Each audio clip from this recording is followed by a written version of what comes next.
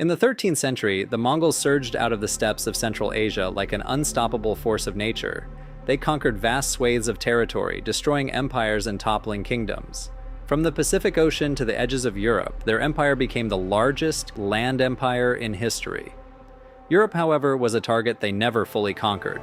The Mongols made significant inroads, devastating Hungary and Poland in a series of lightning-fast campaigns. Yet their progress came to an abrupt halt. What stopped this mighty empire, renowned for its ruthlessness and military genius, from overrunning Europe as they had so many other regions? Before we get started, make sure to subscribe to the History and Curiosities channel and hit that notification bell so you never miss a video. Now we'll unravel the intriguing story of why the Mongols failed to conquer Europe and how close they came to rewriting its history. To understand why the Mongols didn't conquer Europe, we first need to grasp how they arrived on its doorstep. The story begins with Genghis Khan's conquest of the Khwarezmian Empire in the early 13th century. This victory brought the Mongols into contact with the Islamic world and, eventually, Eastern Europe. Following Genghis Khan's death in 1227, his successors continued his campaigns of expansion. It was under the leadership of Genghis Khan's grandson, Batu Khan, and the brilliant General Subutai that the Mongols turned their gaze westward.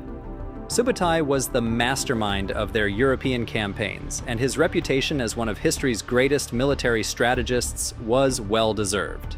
By 1241, the Mongols had invaded Europe with a force estimated at 120,000 warriors. They crushed Hungarian and Polish forces at the battles of Mohi and Legnica, leaving devastation in their wake. With no unified resistance in sight, Europe seemed vulnerable to the Mongol tide. The Mongols' military tactics were unlike anything Europe had ever encountered. European armies of the time relied on heavy cavalry, feudal levies, and static defensive structures. The Mongols, by contrast, brought a mobile, disciplined force capable of executing complex maneuvers with deadly precision. Their army was composed primarily of horse archers, who could rain arrows on their enemies from a distance, retreat, and then strike again in devastating charges. They used psychological warfare to sow terror, spreading rumors of their invincibility and leaving survivors to recount their horrific tales. The Mongols' intelligence network was another key advantage. They gathered detailed information about their enemies' weaknesses, often exploiting internal divisions to divide and conquer. In the fragmented political landscape of Europe, this strategy seemed poised for success. So why didn't the Mongols go on to conquer all of Europe? What stopped this seemingly unstoppable force? One of the first factors to consider is Europe's geography. While the Mongols thrived in the open plains of Central Asia, Europe's terrain posed significant challenges. The Carpathian Mountains, the dense forests of Central and Eastern Europe, and the rivers crisscrossing the continent made large-scale cavalry operations more difficult. These natural barriers limited the Mongols' ability to maneuver and forced them to adapt their tactics. The cold, wet climate of northern and western Europe was another obstacle. Mongol warriors and their horses were accustomed to the dry, open steppes. Europe's harsh winters and muddy terrain slowed their progress and made it harder to maintain their supply lines.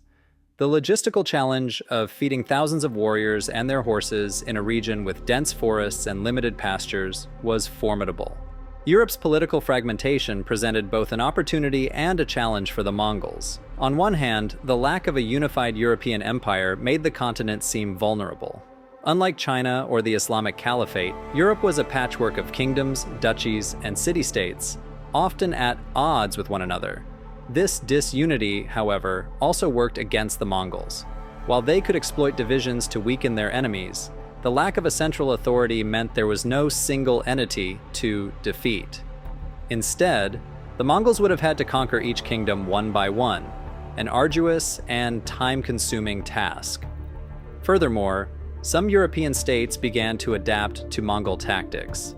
After the devastating defeats at Mohi, European leaders took steps to improve their defenses and learn from the Mongols' strategies. Fortifications were strengthened and armies became more mobile, making it harder for the Mongols to achieve easy victories. The most immediate reason for the Mongols' retreat from Europe was the death of Ogedei Khan, the great Khan of the Mongol Empire, in December 1241. News of his death reached Batu Khan just as the Mongols were poised to press further into Europe. Mongol custom dictated that all princes of Genghis Khan's lineage return to the capital, Karakorum. to participate in the selection of a new great Khan. This event, known as a Kurultai, was a critical moment for the empire. Without a clear leader, the Mongols risked internal discord. Batu Khan withdrew his forces from Europe and returned to the Mongol heartland, effectively halting the European campaign. By the time a new great Khan was chosen, Genghis Khan in 1246, the momentum of the European invasion had been lost. Even without the death of Ogedei Khan, the Mongols faced significant logistical challenges in Europe. The Mongol war machine relied heavily on a network of supply lines and communication routes, known as the Yam system. This system worked well in the vast open spaces of Asia, but it was harder to maintain in Europe's fragmented and forested landscape. Feeding a massive army and their horses required resources that Europe struggled to provide. The Mongols often relied on local populations for supplies, but in Europe, these populations were sparse in some areas and hostile in others. As the Mongols advanced deeper into the continent, their supply lines became stretched and vulnerable to attack. The Mongols' arrival in Europe coincided with a period of religious fervor. While the Catholic Church was initially slow to respond to the Mongol threat, it eventually framed the conflict as a crusade against an existential enemy. Pope Gregory IX called for Christian unity to resist the Tatars, as the Mongols were known in Europe. Although Europe's kingdoms were deeply divided, the Mongols' brutality and reputation as a pagan force helped to galvanize resistance. Religious leaders played a key role in rallying populations to defend their lands, and the Mongols found themselves facing a more determined and united enemy than they had anticipated. The Mongols' failure to conquer Europe raises a tantalizing question. What if they had succeeded? How would history have changed if the Mongols had extended their empire across the entire continent? Some historians argue that a Mongol-dominated Europe might have led to greater cultural exchange, as the Mongol Empire was known for its tolerance of different religions and its promotion of trade along the Silk Road.